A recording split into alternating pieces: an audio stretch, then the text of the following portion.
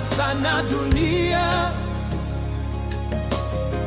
lakini sikukata tamaa, kwa maana najua wewe ni mwaminifu. Wewe ndiwe Mungu ajibuye maombi kwa machozi, kwa sauti yangu ndogo.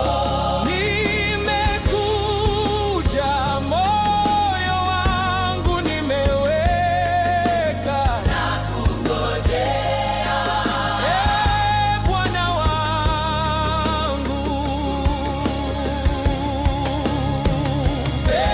Bwana, kumbuka mtumishi wako, usinipite nikuonapo baraka.